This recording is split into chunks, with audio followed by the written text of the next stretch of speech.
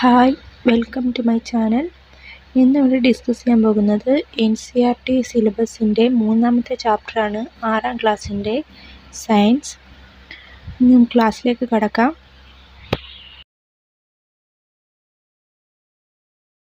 Fibre to fabric. നമ്മൾ തുണി എടുക്കാനായിട്ടൊരു കടയിൽ ചെന്നാൽ അവർ നമ്മളടുത്ത് ചോദിക്കത്തില്ലേ, നമുക്ക് കോട്ടൺ വേണോ, വൂൾ വേണോ, സിന്തറ്റിക് വേണോ, റയോൺ വേണോ, ഏത് ടൈപ്പ് തുണിയാണ് വേണ്ടതെന്ന്. ഇങ്ങനെ ഓരോ ടൈപ്പുകളുടെ പറയുന്ന പേരാണ് ഫാബ്രിക്. ഈ ചാപ്റ്ററിൽ നമ്മൾ പഠിക്കാൻ പോകുന്നത് എങ്ങനെയാണ് ഫൈബറിൽ നിന്നും ഓരോ വെറൈറ്റീസ് ഓഫ് ഫാബ്രിക്സ് ഉണ്ടാക്കുന്നതെന്നാണ്. Variety in fabrics. ആദ്യം തന്നെ ടെക്സ്റ്റ് ബുക്കിൽ ഒരു ആക്ടിവിറ്റി പറയുന്നുണ്ട്. അതായത് നിങ്ങൾ അടുത്തുള്ള ഏതെങ്കിലും ഒരു ടൈലർ ഷോപ്പിൽ പോയിട്ട് അവിടുത്തെ ഡ്രസ്സുകൾ ഡ്രസ്സ് കട്ട് ചെയ്ത് വിട്ടേക്കുന്നത് ഓരോന്ന് എടുത്ത് ഒന്ന് തൊട്ട് നോക്കുക. അപ്പോൾ അതിൻ്റെ സോഫ്റ്റ്നെസ് അല്ലെങ്കിൽ കട്ടിയുണ്ടോ അതൊക്കെ നമുക്ക് നോക്കുമ്പോൾ മനസ്സിലാകും. അതിനൊരു എക്സാമ്പിളായിട്ടൊരു ഡ്രസ് പീസിൻ്റെ എൻലാർജ് ചെയ്ത ഫോട്ടോ ടെക്സ്റ്റ് ബുക്കിൽ കാണിച്ചിട്ടുണ്ട്. അത് നമുക്ക് നോക്കുമ്പോൾ മനസ്സിലാവും അതിനകത്ത് ലൈൻ പോലെ കാണാൻ പറ്റുന്നുണ്ടെന്ന്. ഇതേപോലെ ഓരോ ഫാബ്രിക്കിനും ഓരോ സ്പെഷ്യാലിറ്റി ഉണ്ട്. അത് നിങ്ങൾ പോയി നോക്കിയാലേ മനസ്സിലാകത്തുള്ളൂ. ഓരോ ഡ്രസ്സിൻ്റെയും അവിടെ കടയിലുള്ളയാൾ അല്ലെങ്കിൽ തയ്യൽക്കാരൻ്റെ അടുത്തോ ചോദിച്ച് ഏത് ഫാബ്രിക്കാണ് അതിലുള്ളതെന്ന് അവരുടെ അടുത്ത് ചോദിച്ച് മനസ്സിലാക്കുക.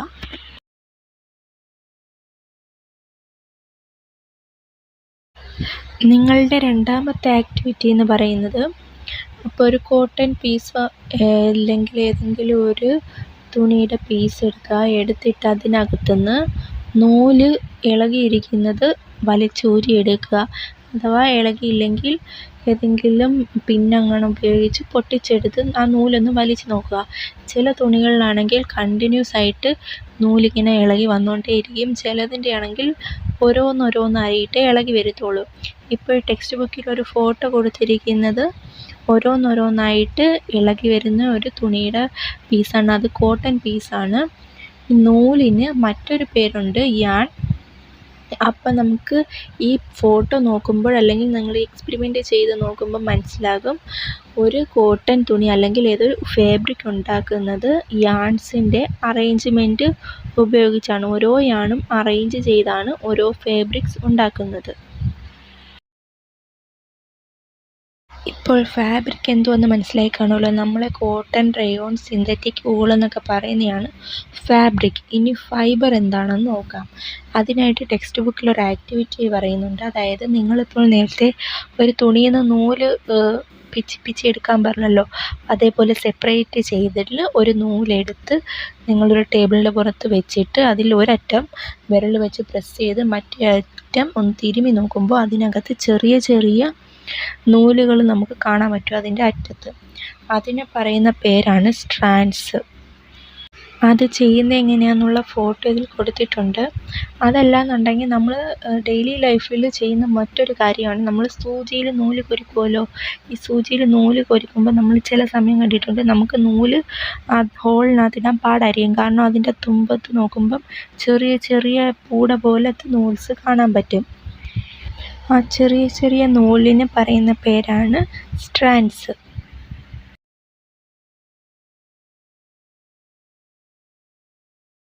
ഈ ചെറിയ നൂലുകൾ കാണുന്നെന്ന് പറഞ്ഞില്ലേ, അതിനെയാണ് ഫൈബർ എന്ന് പറയുന്നത്.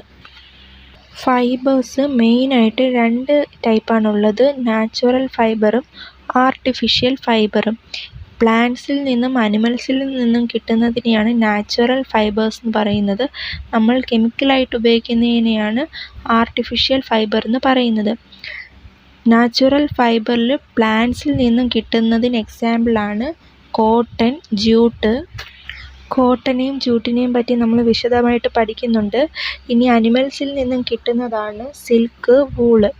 വൂള് നമുക്കെല്ലാവർക്കും അറിയാമല്ലോ, ചെമ്മരിയാടിൽ നിന്നും, മുയൽ, യാക്ക്, ചില ഒട്ടകങ്ങളിൽ നിന്നും, അല്ലാതെ നല്ല തണുപ്പുള്ള പ്രദേശങ്ങളിൽ ഉള്ള ആടുകളിൽ നിന്നും വൂള് നമ്മൾ എടുക്കാറുണ്ട്. പിന്നീടുള്ളത് സിൽക്ക്, പട്ട് നമുക്കറിയാമല്ലോ, പട്ടുനൂൽ പുഴുവിൽ നിന്നാണ് പട്ട് നമുക്ക് കിട്ടുന്നത്. സിൽക്ക് ഫോമിൻ്റെ കുക്കോണിൽ നിന്നാണ് നമുക്ക് സിൽക്ക് കിട്ടുന്നത്. ഇതാണ് നാച്ചുറൽ ഫൈബേഴ്സ്. അടുത്തത് എന്താണ് ആർട്ടിഫിഷ്യൽ ഫൈബേഴ്സ്? കെമിക്കൽ സബ്സ്റ്റൻസിൽ നിന്നുണ്ടാക്കുന്ന ഫൈബറിനെയാണ് ആർട്ടിഫിഷ്യൽ ഫൈബേഴ്സ് എന്ന് പറയുന്നത്. അതിന് എക്സാമ്പിളാണ് നമ്മളെ പോളിസ്റ്റർ, നൈലോൺ, അക്രൈലിക്. ഇത് ആർട്ടിഫിഷ്യൽ ഫൈബേഴ്സ് എന്നും പറയും, സിന്തറ്റിക് ഫൈബേഴ്സ് എന്നും പറയും. ഇത് പ്ലാന്റിൽ നിന്നോ അനിമൽസിൽ നിന്നോ കിട്ടുന്നതല്ല, മാൻ മെയ്ഡ് ആണ്. കെമിക്കൽ സബ്സ്റ്റൻസ് ഉപയോഗിച്ച് ആർട്ടിഫിഷ്യലായിട്ട് ഉണ്ടാക്കിയെടുക്കുന്നതാണ്. ഇനി നമുക്ക് നാച്ചുറൽ ഫൈബേഴ്സ് ഓരോന്നുമായിട്ട് പരിചയപ്പെടാം. ആദ്യമേ പ്ലാന്റ്സിൻ്റെ കോട്ടൺ. ഈ കോട്ടൺ ഫൈബറിൽ നിന്നാണ് കോട്ടൺ ഫാബ്രിക് ഉണ്ടാക്കുന്നത്. ഇത് നമ്മുടെ പാടത്ത് നമുക്ക് വിളയിച്ചെടുക്കാവുന്നതാണ്. ഇത് ബ്ലാക്ക് സോയിലുള്ള വാം ക്ലൈമറ്റിലെല്ലാം നമുക്ക് കൾട്ടിവേറ്റ് ചെയ്ത് എടുക്കാൻ പറ്റും. ഇതിൻ്റെ ഫ്രൂട്ട്സ് എന്ന് പറയുന്നത് ഒരു കോട്ടൺ ബോൾ പോലെ ഇരിക്കും. അതായത് പുറം മൊത്തം ഒരു തോടും അകത്തായിരിക്കും ഈ കോട്ടൺ ഇരിക്കുന്നത്. ഇതൊരു നാരങ്ങ വലുപ്പത്തിലായിരിക്കും ഇരിക്കുന്നത്. ഇത് പാകമായി കഴിഞ്ഞാൽ, നല്ലപോലെ വിളഞ്ഞു കഴിഞ്ഞാൽ ഈ തോട് പൊട്ടി കോട്ടൺ വെളിയിൽ വരും. ഒരു പാടത്ത് കോട്ടൺ പാകമായിട്ട് നിൽക്കുന്ന ഒരു ഫോട്ടോ ടെക്സ്റ്റ് ബുക്കിൽ കൊടുത്തിട്ടുണ്ട്. ഇതിനകത്തുനിന്ന് കോട്ടൺ എടുത്താണ് നമ്മൾ കോട്ടൺ ഫാബ്രിക് ഉണ്ടാക്കുന്നത്. നമുക്ക് ഇതിനകത്ത് നിന്ന് കോട്ടൺ ഡയറക്റ്റ് എടുത്ത് കോട്ടൺ തുണി ഉണ്ടാക്കാൻ പറ്റത്തില്ലല്ലോ. അപ്പോൾ ഇത് തോട് പൊട്ടിച്ച് കോട്ടൺ എടുത്തിട്ട് അതിനകത്തെ അരിയെല്ലാം ചികിയാണ് എടുക്കുന്നത്. അതിന് പറയുന്ന പ്രോസസ്സിൻ്റെ പേരാണ് ഗിന്നിങ്. ഇതേപോലെ ഗിന്നിങ് ഓഫ് കോട്ടൺ ചെയ്തിട്ടാണ് ആ അരിയെല്ലാം വേർതിരിച്ച് കോട്ടൺ മാത്രമായിട്ട് എടുക്കുന്നത്. പണ്ട് കാലത്ത് ഇത് നമ്മൾ ഹാൻഡ് മെയ്ഡായിട്ട് മനുഷ്യർ താനെ ഓരോരുത്തരായിട്ട് ചെയ്യുന്നതായിരുന്നു. പക്ഷേ ഇപ്പോൾ ടെക്നിക്കൊക്കെ ഒരുപാട് ഇമ്പ്രൂവ് ആയിട്ട് മെഷീൻസ് തന്നെ ഇത് സെപ്പറേറ്റ്, അരി വേറെ കോട്ടൺ വേറെ സെപ്പറേറ്റ് ചെയ്യുന്നുണ്ട്. അതിന് പറയുന്ന പേരാണ് ഗിന്നിങ് ഓഫ് കോട്ടൺ. അടുത്ത രണ്ടാമത്തെ പ്ലാന്റ് ഫൈബറാണ് ജ്യൂട്ട്. ഇതെന്ന് പറയുന്നത് ഒരു ചെടിയാണ്. ജ്യൂട്ട് ഫൈബർ എടുക്കുന്നത് ഈ ചെടിയുടെ തണ്ടിൽ നിന്നാണ്. ഇത് സാധാരണയായിട്ട് കൃഷി ചെയ്യുന്നത് റെയിനി സീസണിലാണ്. ഇന്ത്യയിൽ ഇത് കൃഷി ചെയ്യുന്നത് വെസ്റ്റ് ബംഗാൾ, ബീഹാർ, ആസാം പ്രദേശങ്ങളിലാണ് നോർമലായിട്ട് ഇത് കൃഷി ചെയ്ത് വരുന്നത്.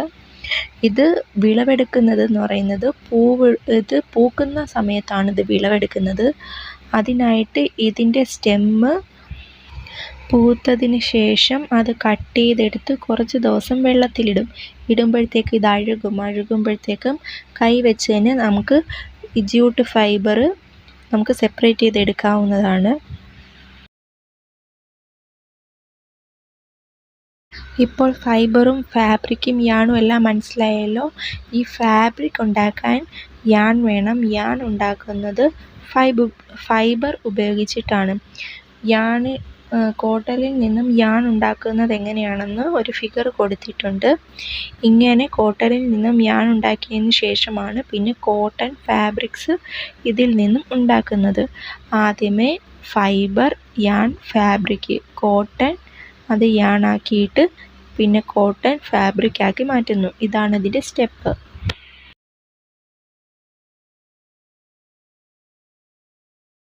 കോട്ടൺ ഫൈബറിൽ നിന്നും യാൺ ഉണ്ടാക്കുന്ന പ്രോസസ്സിന് പറയുന്ന പേരാണ് സ്പിന്നിങ്. ഇതേപോലെ നമുക്ക് കുറച്ച് ഫൈബർ പോര ഉണ്ടാക്കാൻ വേണ്ടിയിട്ട്, ഒരു യാൺ ഉണ്ടാക്കാൻ വേണ്ടി നമുക്ക് ഒരുപാട് ഫൈബറിൻ്റെ ആവശ്യമുണ്ട്. അതേപോലെ ഒരു കൂട്ടം ഫൈബേഴ്സ് വെച്ചുണ്ടാക്കുന്നതാണ് ഒരു യാൺ എന്ന് പറയുന്നത്. കോട്ടണിൽ നിന്നും യാൺസ് ഉണ്ടാക്കാൻ വേണ്ടിയിട്ട് ഉപയോഗിക്കുന്ന 2 ഉപകരണങ്ങളുടെ ഫോട്ടോ ഇവിടെ കൊടുത്തിട്ടുണ്ട്. അതിനൊന്നാണ് ടക്ലി. അത് നമുക്ക് പരിചിതം കുറവായിരിക്കും. രണ്ടാമത്തെ ഉപകരണം എല്ലാവർക്കും അറിയാവുന്നതാണ്. നമ്മുടെ ഗാന്ധിജി ചില ഫോട്ടോസിലൊക്കെ ഇരുന്നതാണ് ചർക്ക. ഇത് 2 ഉപകരണങ്ങൾ ഉപയോഗിച്ചാണ് സ്പിന്നിങ് ചെയ്ത് കോട്ടണിൽ നിന്നും യാൺ ഉണ്ടാക്കുന്നത്. ഇനി യാൺ ഉണ്ടാക്കിയതിന് ശേഷമാണ് അതിൽ നിന്നും ഫാബ്രിക്സ് ഉണ്ടാക്കുന്നത്.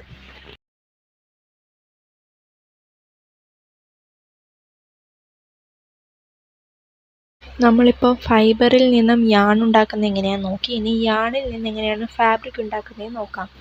ഈ പ്രോസസ്സിന് പറയുന്ന പേരാണ് വീവിങ്.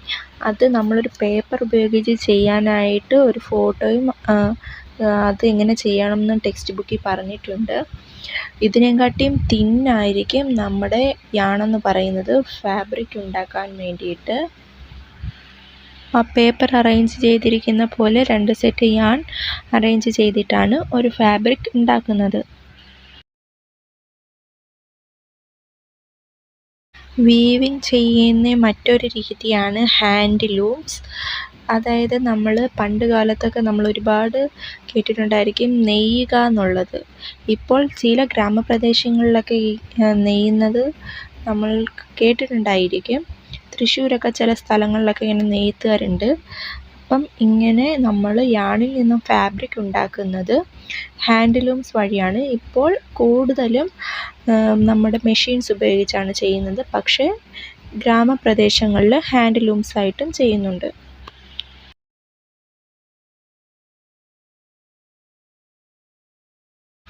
യാണിൽ നിന്നും ഫാബ്രിക് ആക്കുന്ന മറ്റൊരു പ്രോസസ്സാണ് നൈറ്റിങ്. ഇത് നമ്മളെ കാർട്ടൂണിൽ ടി വിയിൽ കാർട്ടൂണിലും ഒക്കെ കണ്ടിട്ടുണ്ടായിരിക്കും. ഈ മുത്തശ്ശിമാരൊക്കെ നിന്ന് ഇതേപോലെ ഈ ഫോട്ടോയിൽ കാണുന്നത് പോലെ ചെയ്യുന്നത് ഈ പ്രോസസ്സാണ് നൈറ്റിങ്. ഇത് ഒരൊറ്റ യാണിൽ നിന്ന് കണ്ടിന്യൂസ് ആയിട്ടാണ് ചെയ്തെടുക്കുന്നത്. ഇത് നമ്മളെ സോക്സൊക്കെ കീറി കഴിയുമ്പോഴത്തേക്കും അതിൽ നിന്ന് നൂല് പിടിച്ച് വലിച്ച് നോക്കുമ്പോഴത്തേക്ക് അത് കണ്ടിന്യൂസ് ആയിട്ട് ഇങ്ങനെ ഊരി ഊരി വരുന്ന കാണുമല്ലോ. ഇതൊക്കെ നൈറ്റിങ് പ്രോസസ്സ് ഉപയോഗിച്ചിട്ടാണ് യാണിൽ നിന്നും ഫാബ്രിക് ആക്കിയിരിക്കുന്നത്. ഇത് ഹാൻഡ് വെച്ചും ചെയ്യും, മെഷീൻസ് വെച്ചും ചെയ്യാറുണ്ട്. നമ്മുടെ പൂർവികർ ഇതേപോലെ നെയ്തും വീവിങ് ചെയ്തോ ഇതേപോലെ ഓരോ പ്രോസസ്സ് ചെയ്തൊന്നും നെയ്തൊന്നും അല്ലല്ലോ ഡ്രസ്സുകൾ ഇട്ടുകൊണ്ടിരുന്നത്. അവരൊക്കെ ഇട്ടുകൊണ്ടിരുന്നത് ഈ ആനിമൽസിനെയൊക്കെ കൊല്ലുമ്പോൾ അവരുടെ തോലും അല്ലാതെ ഓരോ മരങ്ങളിലെ ഇലകളൊക്കെ പറിച്ച് ഒക്കെയായിരുന്നു അവർ ഡ്രസ്സായിട്ട് ഉപയോഗിച്ചിരുന്നത്. പിന്നെ അവർ അഗ്രികൾച്ചറിലോട്ട് പിന്നെ ഓരോ വർഷങ്ങൾ കഴിയുന്തോറും അഗ്രികൾച്ചറിനെ കുറിച്ച് കൂടുതൽ അറിവുകൾ കിട്ടിയപ്പോഴാണ് അവർ ഇതേപോലെ ഓരോന്ന് കൾട്ടിവേറ്റ് ചെയ്ത് ഡ്രസ്സൊക്കെ കൾട്ടിവേറ്റ് ചെയ്ത് ഓരോ ഫാബ്രിക് ഉണ്ടാക്കാൻ തുടങ്ങിയത്. ഇപ്പോൾ അതെല്ലാം ഒരുപാട് വെറൈറ്റീസ് കണ്ടുപിടിച്ച് മെഷീൻസ് ഉപയോഗിച്ചും ചെയ്യുന്നു.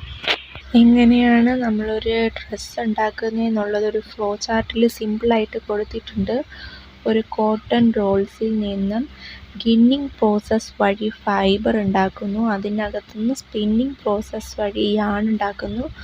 അതിനകത്തിൽ നിന്നും നൈറ്റിങ് വീവിങ് പ്രോസസ്സ് വഴി ഫാബ്രിക് ഉണ്ടാക്കുന്നു. ഈ ഫ്ലോ ചാർട്ട് പഠിച്ചു വെച്ചാൽ എളുപ്പമായിട്ട് നിങ്ങൾക്ക് ആ പ്രോസസ്സ് മനസ്സിലാക്കാൻ പറ്റും.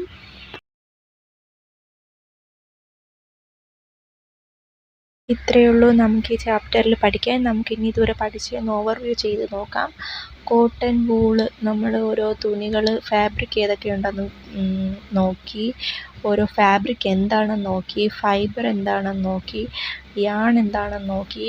ഫൈബറിൽ നിന്നും യാൺ ആക്കുന്ന പ്രോസസ്സ് ഏതാണ്, യാണിൽ നിന്നും ഫാബ്രിക് ആക്കുന്ന പ്രോസസ്സ് എന്താണ്, നൈറ്റിങ് എങ്ങനെയാണ് ചെയ്യുന്നത്, സ്പിന്നിങ് എങ്ങനെയാണ് ചെയ്യുന്നത്, വീവിങ് എങ്ങനെയാണ് ചെയ്യുന്നത്, അങ്ങനെ ഓരോ പ്രോസസ്സ് എങ്ങനെയാണെന്നും ഓരോന്നിൻ്റെ എക്സ്പെരിമെൻറ്റുകളും നമ്മൾ നോക്കി. സിമ്പിളായിട്ടുള്ളൊരു ചാപ്റ്ററാണിത്. നമ്മൾ സ്ഥിരമായിട്ട് നമ്മൾ ഡെയിലി ലൈഫിൽ ഉപയോഗിക്കുന്നതിനെ പറ്റിയിട്ട് ആണിതിൽ പറയുന്നത്. എന്തെങ്കിലും ഡൗട്ട് ഉണ്ടെങ്കിൽ കമൻറ്റ് ചെയ്യുക. ക്ലാസ് ഇഷ്ടപ്പെട്ടാൽ കൂട്ടുകാർക്കൊക്കെ ഷെയർ ചെയ്ത് കൊടുക്കുക. Thank you.